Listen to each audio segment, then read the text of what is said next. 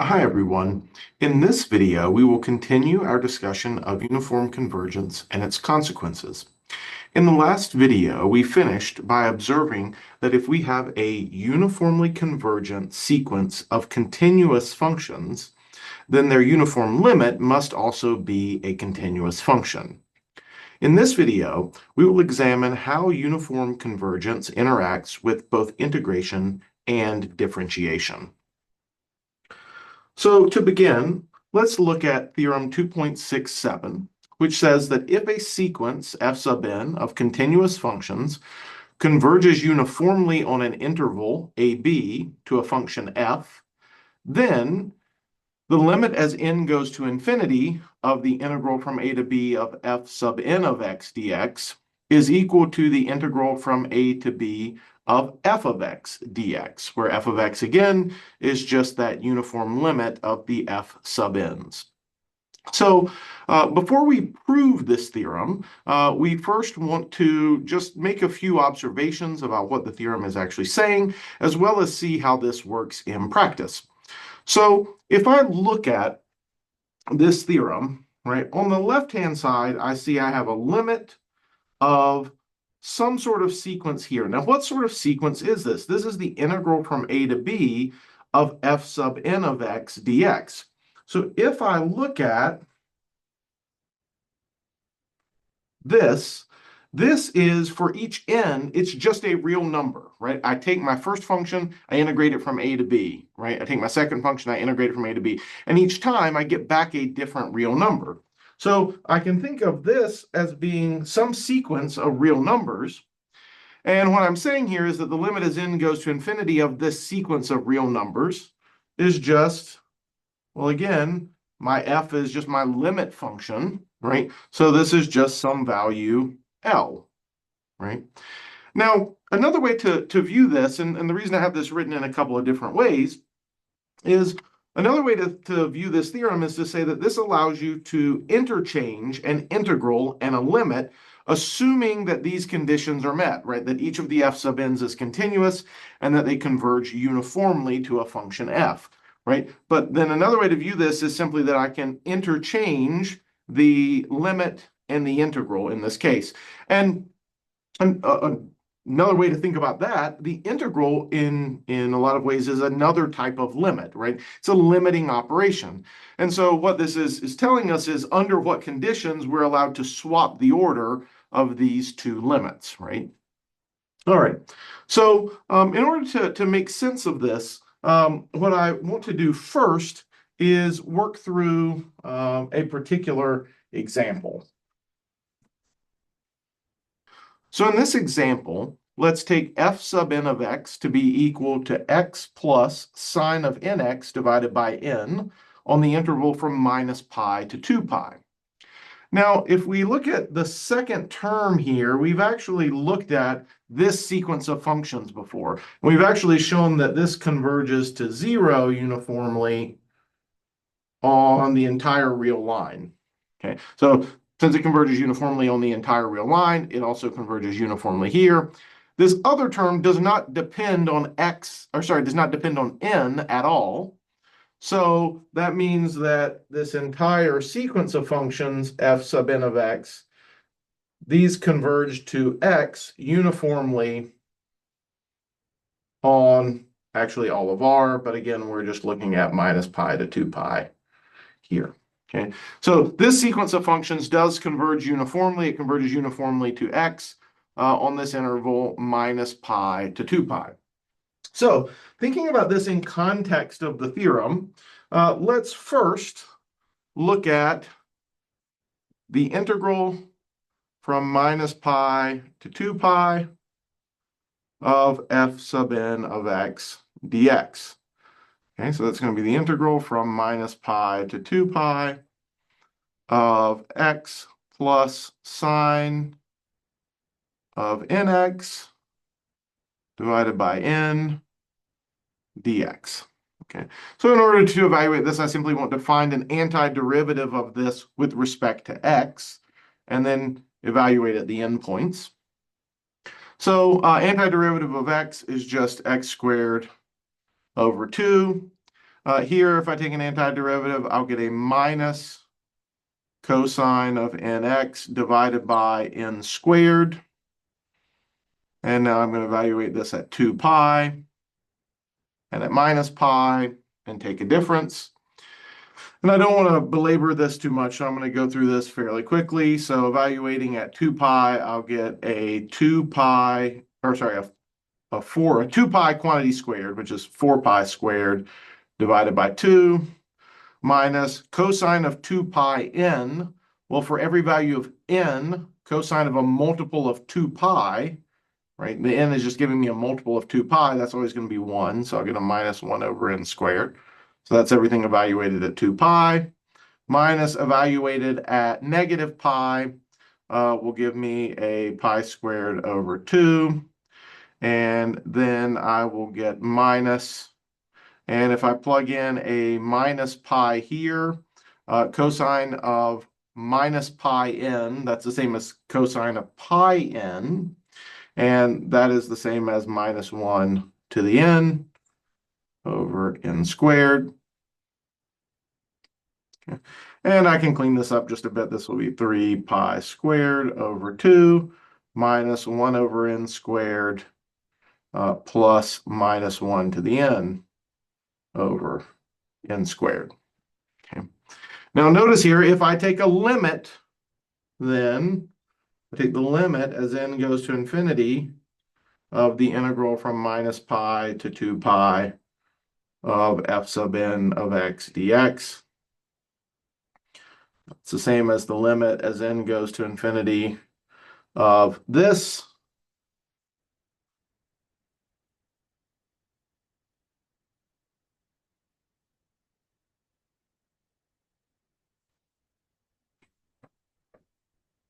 And now notice as n goes to infinity, well, this term doesn't depend on n, so it's constant with respect to n. Each of these terms goes to 0 as n goes to infinity. And so here we get that this is equal to 3 pi squared over 2. Okay. So going back to that theorem, this is like the left-hand side of that equation from the theorem. Now, if we look at the right-hand side of that would just be the integral from minus pi to 2 pi of the limit function, f. Sorry, that limit function f, which in this case is just x dx. All right, this is my f here.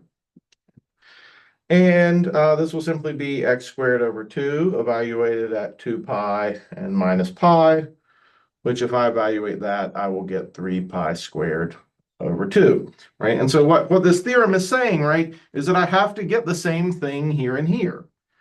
Why? Because each of these functions fn is continuous on this closed interval.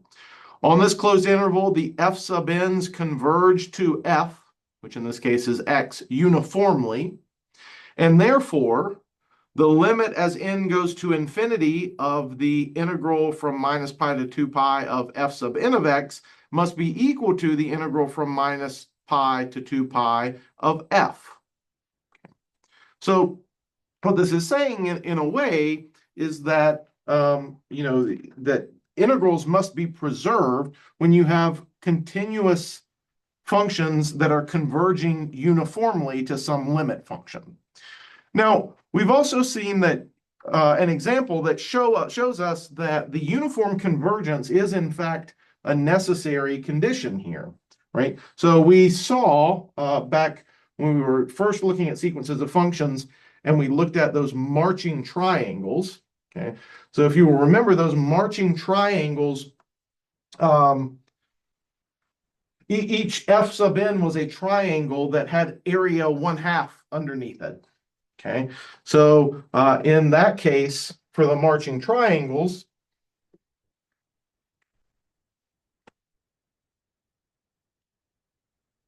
so when we're talking about the separate case of the marching triangles,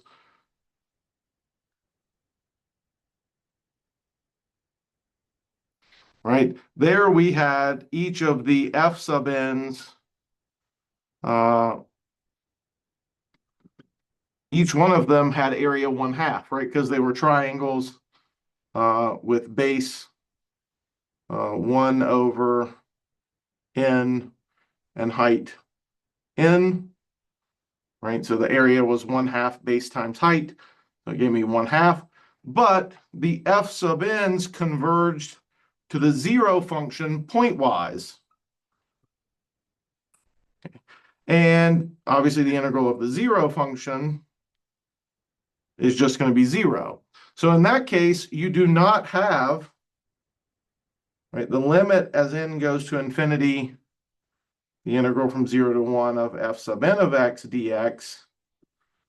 That's 1/2, which is not equal to 0, which is the integral from 0 to 1 of f, right? So in this case, right, we see pointwise convergence is not enough to guarantee that theorem holds. You really need uniform convergence in order to make that theorem hold. Otherwise, again, we have a counterexample if you try to relax it to only require pointwise convergence.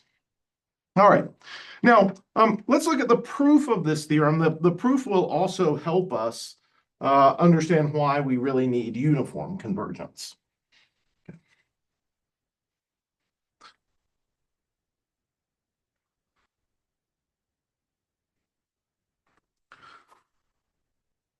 So in order to prove the theorem, right, really the main result, right, and maybe I'll just sort of write it back over here, right, at the end of the day, I'm trying to show the limit as n goes to infinity of the integral from a to b of f sub n of x dx is equal to the integral from a to b of f of x dx. Okay. Now, anytime you are trying to prove that some equation holds, I always sort of think of this in the back of my mind. It's really like I need to prove 3 things. I need to prove that, like, the thing on the left-hand side exists. I need to prove the thing on the right-hand side exists. And then I need to prove that they're equal to each other. Okay. Now, in this case, because the left-hand side is a limit of things, generally we show that the limit exists by showing that it's equal to something. So we might actually do that full piece altogether, right? But we need to justify why this integral exists. And while we're at it, if we're going to take a limit of these things, we need to justify why each of these integrals exists over here. All right. So let's start our proof by just showing that all these things actually exist. Okay. So let's start with these terms here, right? Why do those integrals exist? Well, what do I know about f sub n? I know that f sub n is a continuous function for every n. Okay. So since f sub n is continuous for all n, f sub n is integrable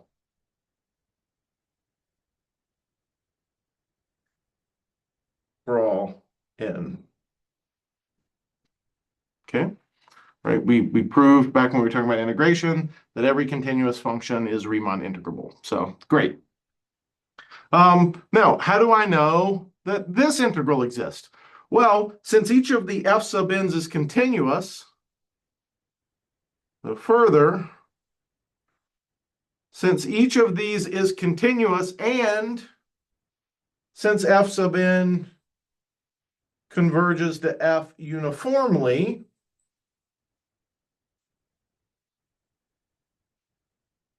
then f is also continuous.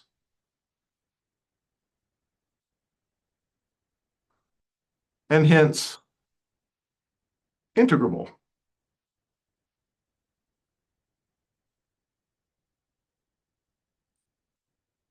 Okay, so now what have I done? I have now proven that each of the terms, I can think of this is a sequence of real numbers, right? And I've shown that each of the values in this sequence is well defined. For every n, this function is integrable, so this value exists. Okay, so I can almost think of these again like some a sub n's. Okay, I've shown that there is some value over here, L, right? Since f is integrable, this value exists. Okay, so I've shown that this value L exists. Now what I want to do is I want to show that the limit as n goes to infinity of the ANs is equal to L. Well, how do I do that? Typically, right, I need to show there exists a natural number n such that for all little n greater than capital N, A sub n minus L can be made less than epsilon, right? That's going to be my end goal. Okay.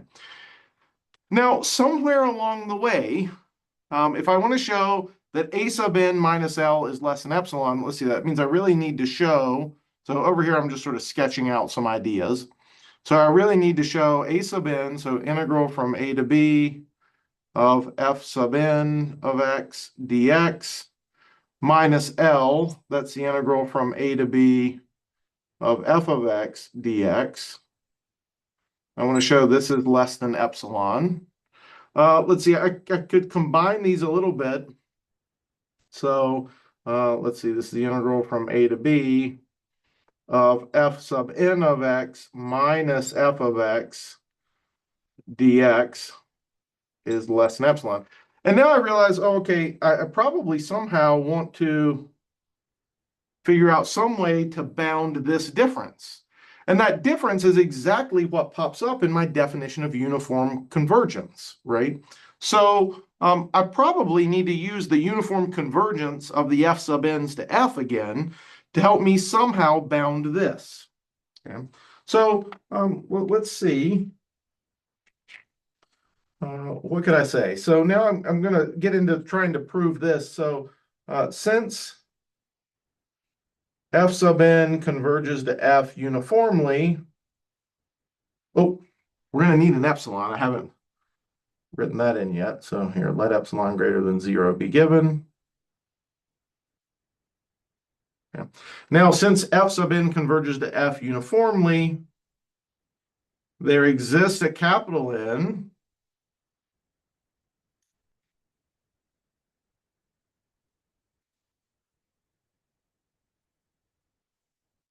such that I can make f sub n of x minus f of x. I can make this as small as I would want. Now, how small do I need to make it? I have no idea yet. Okay, let me just leave a box there. Okay, I can make that as small as I want for all x in AB and little n greater than capital N. All right, so now somehow I need to use that to help me deal with this, okay?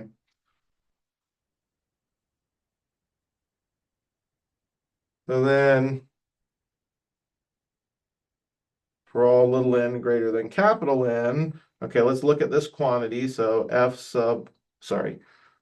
this absolute value of the integral from A to B of f sub n of x dx minus the integral from A to B of f of x dx.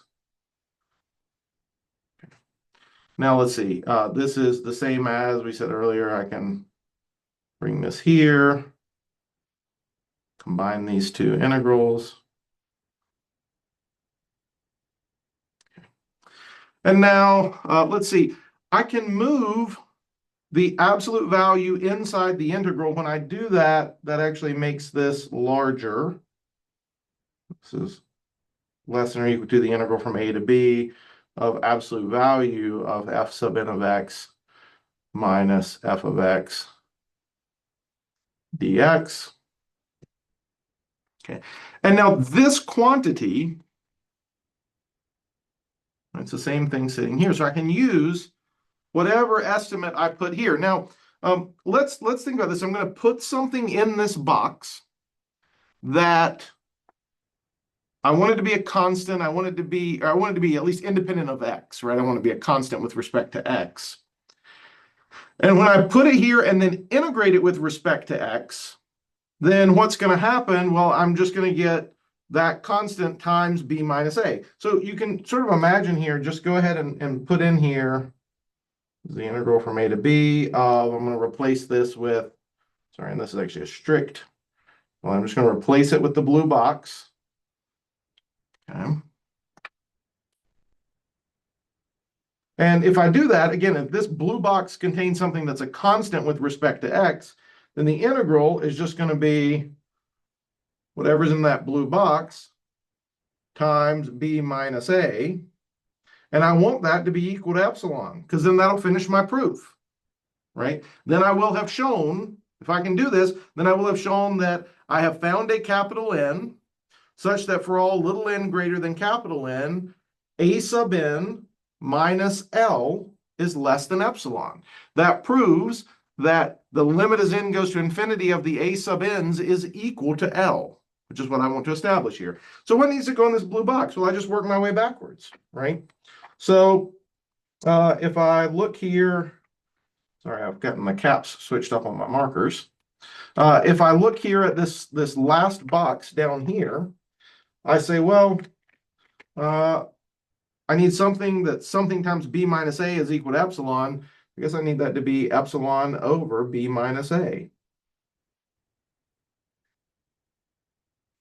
And so I should have chosen this to be less than epsilon over b minus a. Okay. And now my proof is done, right?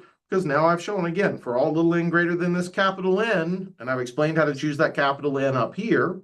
For all little n greater than that capital N, I know that the integral from a to b of f sub n minus the integral from a to b of f is less than epsilon. Okay. And so I know that this limit must be equal to this. Okay. So again, what this theorem really says is that uniform convergence of sequence of functions plays nicely with integration, right? You can swap around uniform limits of functions with integrals and not have to be too concerned about anything going wrong. Well, as I mentioned, one way to think of this is like a theorem that tells you something about being able to swap around limits, right? And so as soon as we see that it works in one case, right, you start to wonder, well, what are other things I know that are defined in terms of limits, that I might want to see if I could swap around some other limits. Maybe I can write similar theorems about other types of limiting operations. Okay, well, let's think about what that might look like. So here's the theorem for integrals we just had, and I just want to, here's the stuff that's really about integration here, right? And so what's another thing, another mathematical operation that's defined in terms of limits? Well, differentiation, right? So a perfectly reasonable thing to do might be to say, I wonder if I could just swap out, instead of having the integral of fn here, could I have the derivative of fn here? And then instead of having the integral of f here, I could have the derivative of f. So could I write a theorem that looks like this? If a sequence f sub n converges, sorry, a sequence f sub n of continuous functions converges uniformly on an interval ab to a function f, then maybe I could say something like this. Now, know the disclaimer at the bottom. This is not true. Don't write it down, right? We just want to sort of think through, right, what might happen here, right, and see why this isn't going to work. The first thing to note, okay, is that we haven't even specified here, like, when we say this holds, do we mean for every x? Because now, when we were looking at integrals, this was a sequence of real numbers, and this was a real number, okay? Now, when we write this limit expression, now this is actually a function, right? If I'm not fixing an x, this is a function, and this is a function. So when I say these converge, do I mean pointwise? Do I mean uniformly? Do I mean for some x? Do I mean for every x? Like, what do I mean when I write this? So already that's a little unclear. The second thing you'll quickly realize is that there's no reason to believe up here, if f sub n is continuous, there's no reason to believe its derivative even exists, right? So trying to, like, if you think about the first thing we did in our proof before was we said, oh, since our function is continuous, it must be integrable. Well, you can't say that here. Okay, now a reasonable fix you might try to make would be to say, well, okay, maybe I should say this is they're not continuous, but they're differentiable. Maybe that would be enough. Okay, so you could make that change. It turns out that's still not enough. Okay, now to see why this is true, let's think about, or sorry, why this is not true, right? Why this statement is not true. Let's consider the sequence of functions f sub n of x is equal to x divided by 1 plus nx squared. We've looked at this sequence before. Let's look on the interval 0 to 1. Okay. So each of these functions is nice and continuous on the closed interval 0, 1. Okay. And you can go ahead and calculate its derivative. So for each f sub n, you can just calculate its derivative using the quotient rule, and you'll get that this is 1 minus nx squared divided by 1 plus nx squared. And so not only does the derivative exist for each value of x on 0, 1, it's actually continuously differentiable there, right? The derivative itself is a continuous function. So like there's nothing wrong with the derivatives here, right? So that fix you might think about making up here, you could so maybe swap it out with continuously differentiable, right? And wonder if that's enough. Well, let's look at what happens here. Let's just look at 0, okay? So if we fix x is equal to 0, the nice thing is we don't have to worry about whether this is true for all x, or like let's just look at one particular x value. Okay. So the key here, so f sub n is converging uniformly to 0. Okay. So this is converging to 0 uniformly. Okay. And so if I were to look at the limit as n goes to infinity of, say, f sub n prime at 0. So for each of these functions, let's look at the derivative at 0. So what happens if I plug in x is equal to 0? Well, this term will disappear. This term will disappear. I'll be left with 1 over 1, which is 1. So I'll actually get the limit as n goes to infinity. For every n, this is just 1, and that'll be 1. But if I look here, this function, my f sub n's are converging to my 0 function, which is f. Its derivative at 0, right? It's a constant function, right? So its derivative everywhere is 0. So I get that the limit as n goes to infinity of f sub n prime at 0 is not equal to f prime at 0. So this isn't even going to converge, like if we were thinking about this as pointwise convergence or something, like these aren't even going to necessarily converge pointwise to the derivative values. Okay, so we sort of have to go back to the drawing board because somehow this is just not enough structure. We haven't assumed enough about our sequence of functions in order to be able to establish any sort of preservation of derivatives. Now, I'm going to show you the theorem. There is a theorem about, what do you need in order for a sequence of functions to converge? What do you need so that you have a convergent sequence of functions and also their derivative values are preserved? This is not the strongest possible theorem, but it's actually one that has a fairly nice proof. We're not going to go through the proof. The proof is in the book. And in fact, it simply relies on the fundamental theorem of calculus and the theorem about integrals to prove it. But this theorem says if you want to preserve differentiation, then you need your f sub n to be a sequence of functions that are defined on the interval ab such that the following three conditions are met. Each f sub n is continuously differentiable on AB. We talked about that as something that might be reasonable. You need f sub n to be converging to something, call it f on AB. And then what you actually need that's a little bit stronger is you need this sequence f sub n prime. So you take your sequence of functions, you differentiate each of them. That creates a different sequence of functions. You need that sequence of functions to be converging uniformly. Okay. In that case, then you can say, well, certainly your f will be continuously differentiable, and your f sub n prime will converge uniformly to f prime. Okay. So to see where that previous example went wrong, right, if we go back to those f sub n primes, right, that was 1 minus nx squared over 1 plus nx squared squared. If you look at these, if x is not equal to 0, then as n gets large, these terms dominate, right? This term dominates the numerator as n for a fixed x value that's not 0. As n gets large, this term dominates the numerator. This term dominates the denominator. Okay?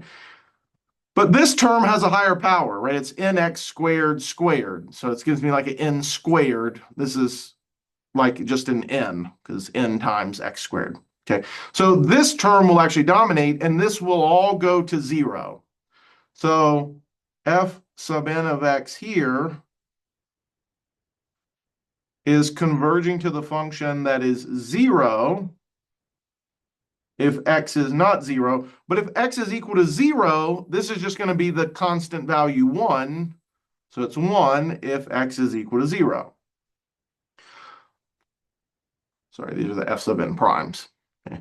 So if I look at these, each of these are continuous functions. If they were converging uniformly, then their limit would be a continuous function. But their limit is not a continuous function, which tells you the convergence cannot be uniform. It's only pointwise. So in this example, what we have is a sequence where, if we look, each of the f sub n's was continuously differentiable. F sub n converged pointwise to f, converges pointwise to 0, actually converges uniformly to 0. However, the f sub n primes did not converge uniformly.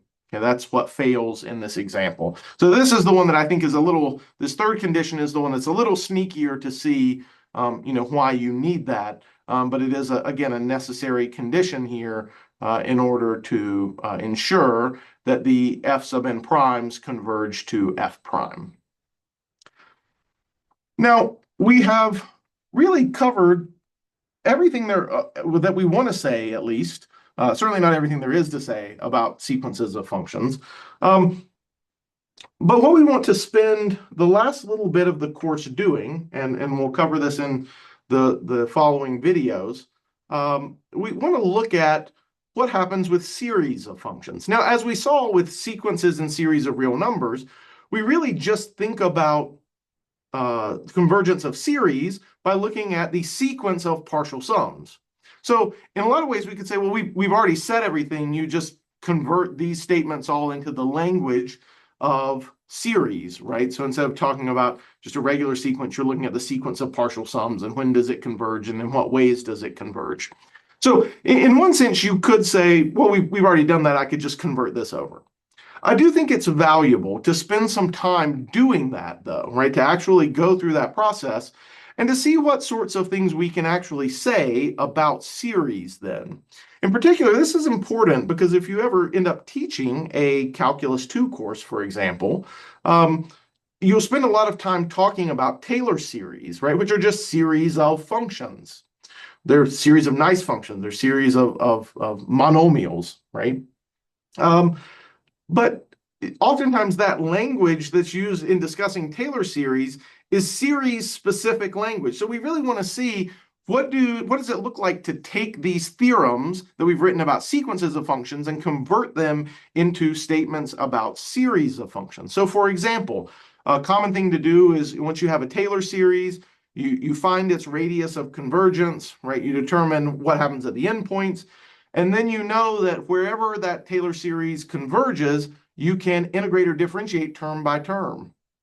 Well, why can you do that? What about this theorem tells me when it's okay that it could be okay to differentiate a Taylor series term by term, right? That's something worth interrogating and something that we want to look at as we finish out this course. Now, again, we're not going to really build much more by way of the theory. We have most of the theory. It's just applying it to series and to particular types of series to see how it works in those cases.